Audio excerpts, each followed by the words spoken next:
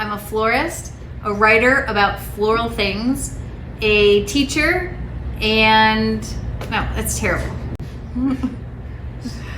I'm gotta have a new in my head. I just have my go-to. I'm Ellen Frost. I'm the local flowers. We source flowers locally.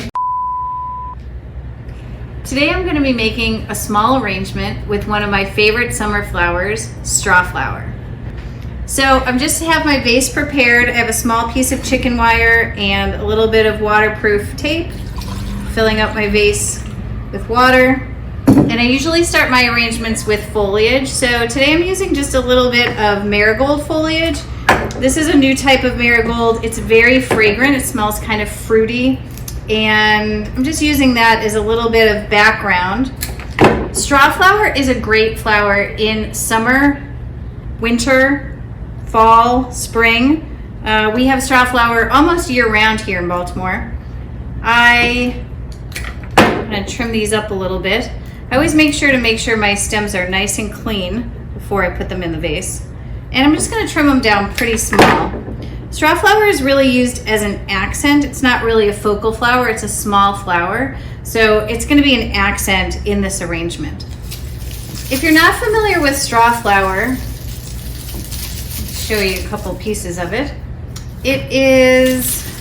Looks kind of like a daisy. It has sort of a daisy shape. It does not feel like a daisy though. If you can feel, it's like papery, and it almost feels like it's dry already, even though it's fresh. This is a great flower to use both in fresh arrangements like I am today and in dried arrangements. I use these a lot in dried wreaths, dried bouquets. In the winter we use these a lot once they're dry. And if the heads pop off, or sometimes if we just cut the heads off, we use these, just the heads, for other sorts of floral creations. We use these for personal flowers like boutonnieres and corsages, hair pieces. We use a lot of these for hair combs. You can also string these or wire these for really creative art pieces. These are used a lot in Mexico on altars, and they are just in really elaborate, cool installations. So I'm going to use those today in my arrangement. I've got my little bit of marigold. I'm also going to use just a little bit of this boxwood eucalyptus.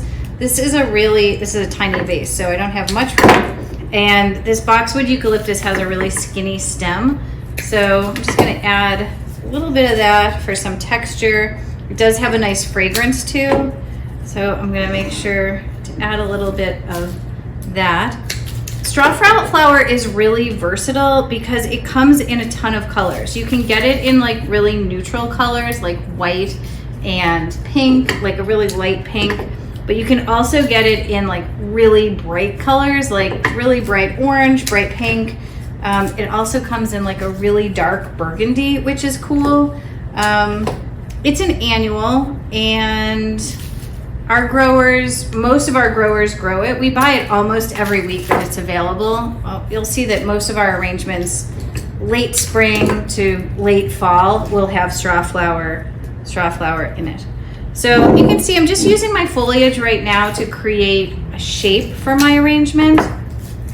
I think of foliage as kind of the backbone of an arrangement. It really, not only does it cover your mechanics and also sort of reflect what's happening in nature, but it also helps just create a nice little shape for your arrangement. So next I'm going to put in a few lisianthus. It's great. Lisianthus and strawflower come around the same time in the summer, and it's a favorite combination of mine because they're often in similar or complementary colors. So today I'm using some of this pink and apricot and the Roseanne brown lisianthus. So I'm just gonna place these in here.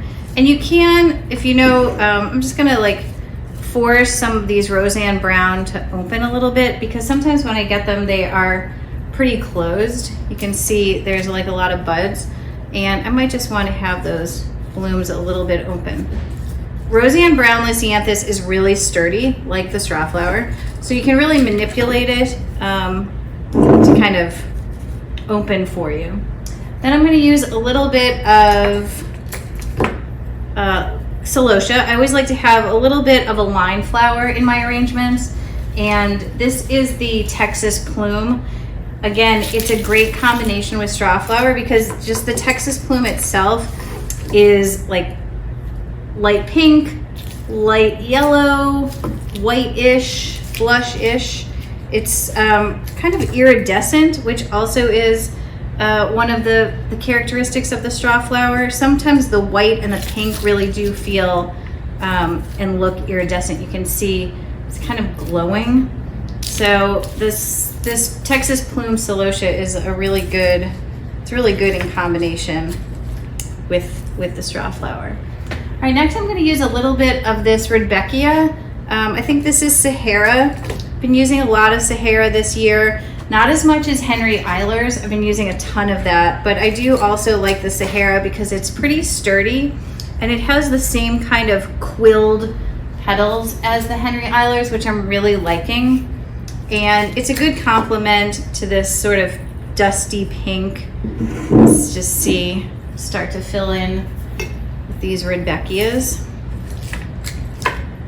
Rudbeckia has sort of a similar time frame to the strawflower. It comes in the summer and goes all the way through frost, sometimes even a little bit after frost. Next, I'm going to use a little bit more celosia, but this is the terracotta. It's sort of a dusty brownish orange. This is a wheat celosia, so it has its head sort of looks like wheat. That's why it's called wheat celosia. All right, so I'm going to cut this down just a little shorter. Like I said, this is a tiny arrangement, so you don't really need too much to fill it in. I am going to try to stick in a couple of roses. I had a couple roses left over this week, and they are super fragrant. We have one rose grower, and she grows amazing roses. So I always like to highlight those in my arrangement if I can. And of course, they've been off for the summer, so they're just starting to come back, starting to produce again. Lisianthus is a good substitute for roses when roses take a break in the summer. So that one's a little bit brighter, but we'll keep it in. All right, so I'm going to start to put in my strawflower.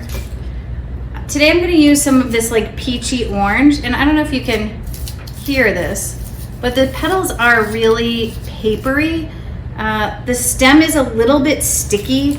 That's one of the things that I don't love about strawflower. The stems are a little bit sticky, but no big deal. It's not as sticky as something like Nicotiana. That is like really sticky, and I don't really love using those, but the strawflower, not bad at all. So I'm going to use a mix of these pinks and these oranges, and you can see when the strawflower opens up all the way, it has this great yellow center. I love them when they're this open. They're really fun, and I like to pop them out of my arrangement a little bit so that people can, I don't want them to get lost in there, so I might just pop them out a little bit so they're a little easier to see. They have a pretty skinny stem, so they're easy to move around if you want to make sure you get them just in the right spot. And strawflower is generally pretty branchy. It can grow like, I don't know, 2.5 or 3 feet tall. We generally don't get them that tall or use them that tall. I would say when they come into us, they're maybe 18 inches. And I don't usually use them that tall because I don't think that the stems are that sturdy. So I usually cut them down to about, I don't know, 16 inches or so, or in something like this, just a tiny little arrangement. I'm going to cut them down even more. So the harvest stage of strawflower is really just when these petals start to show the center barely. that's really when you want to harvest it. When it's totally open like this in the field, it's probably too open to harvest. But if you're just going to dry it or use it dried, no problem. So you can see I'm using, sometimes if I break these little branches off, I might just keep that, pop the head off, and then I put it in my collection so that when I'm ready to make wrist corsages or hair combs, I have those close by. I also love adding them, just the heads, to dried wreaths. I can wire those in, or you can use cold glue, like Oasis cold glue. You could use a hot glue too. I tend to not use the hot glue as much, but you could. Or if you have one, like this one's been out of water, so it got a little bit wilty. Again, I'll just pop the heads off, and I'll use those later on. So I'm really getting the most out of this flower. I'm using it fresh and dried. If you want to dry an entire stem, usually what I will do is just completely clean the stem off, make sure all of the leaves are off, and then bunch them together and then hang them from the ceiling just as is. So they'll really dry pretty quickly, almost immediately. They'll be ready to use, and they've got a nice strong stem when they're dry too, so that makes it a good dried flower to use. All right, so I'm just gonna add a couple more here. I'm gonna just break off these little branches, use these side branches. I love these little peach ones. This peach is probably one of my favorite colors of straw flower. I do love them all, but this orangey peach is definitely a favorite. All right. And I'm making this just in the round, so I want to make sure that all sides of my arrangement look good. So I'm just being sure to spin my vase as I'm designing.